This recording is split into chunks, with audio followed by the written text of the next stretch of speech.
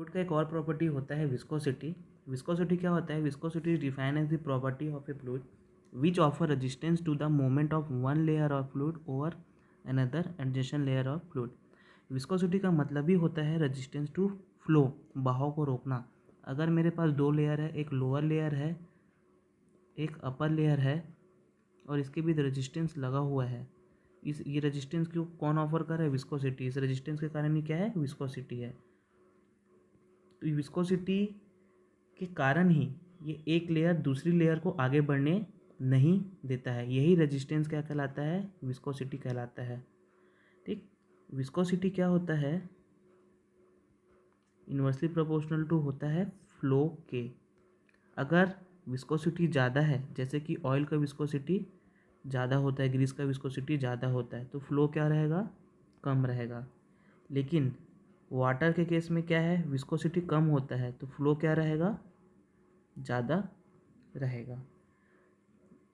ये important statement है। It is due to cohesion and molecular moment exchange between fluid layer. Cohesion क्या होता है? ये दोनों लेयर के बीच में एक जुटता बना के रखता है, दोनों को पकड़ के रखता है। यहाँ पे एक ग्राफ हम लोग को दिख रहा है, ये ग्राफ है वेलोसिटी और दो लेयर के बीच के डिस्टेंस के बीच है। When two layer of a fluid, दो लेयर दिख रहा था वहाँ पे, a distance D Y apart move one over the other a different velocity से U and U plus D U. जैसे कि यहाँ पे दो लेयर है, एक ये लोअर लेयर है, एक ये अपर लेयर है। दोनों के बीच का डिस्टेंस कितना है? जैसे कि हमने अभी पढ़ा, डी वाई है। ये क्या है? वेलोसिटी प्रोफाइल है। ये गैप क्या कहलाएगा? डी यू कहलाएगा। इसका वेलोसिटी यू पढ़े हैं, इसका velocity you plus D you पढ़े अभी।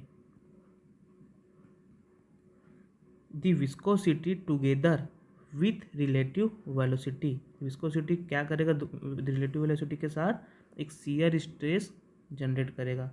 Shear stress acting between the fluid layer. जो शियर स्ट्रेस किसके बीच लगेगा?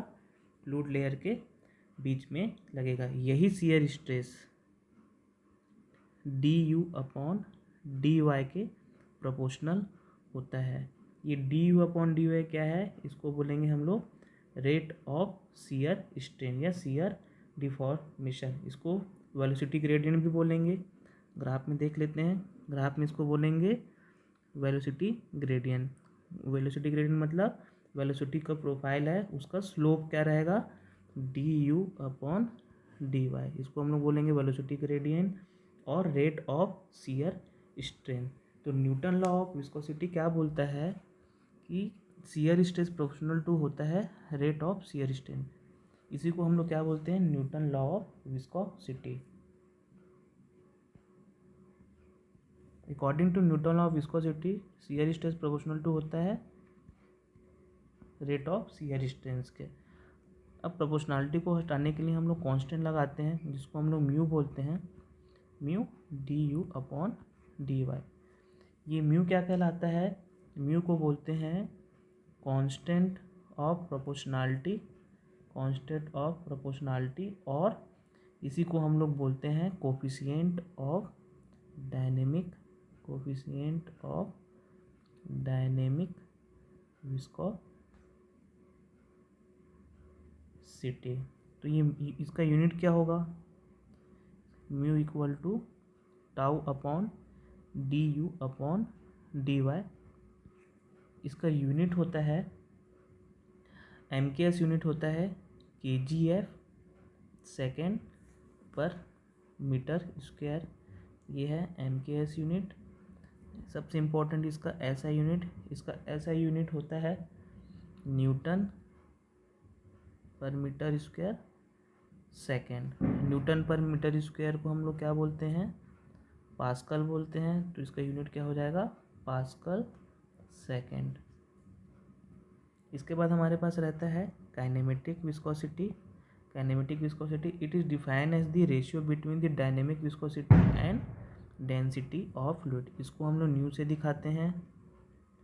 न्यू इक्वल टू क्या होगा? Dynamic viscosity upon density of fluid, mu upon rho. सबसे इम्पोर्टेंट बात ये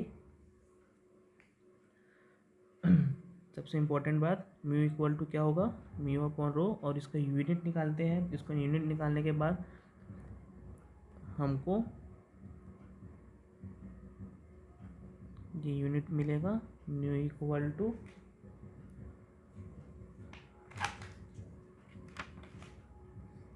सेंटीमीटर स्क्वायर पर सेकेंड। ये इसका यूनिट होता है, जिसको हम लोग क्या बोलते हैं, स्टोक।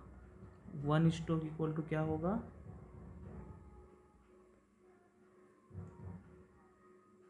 1 स्टोक इक्वल टू होता है सेंटीमीटर स्क्वायर पर सेकेंड। इसको मीटर में भी कन्वर्ट कर लेते हैं, तो 1 स्टोक इक्वल टू होगा 10⁻⁴ मीटर स्क्वायर पर सेकेंड।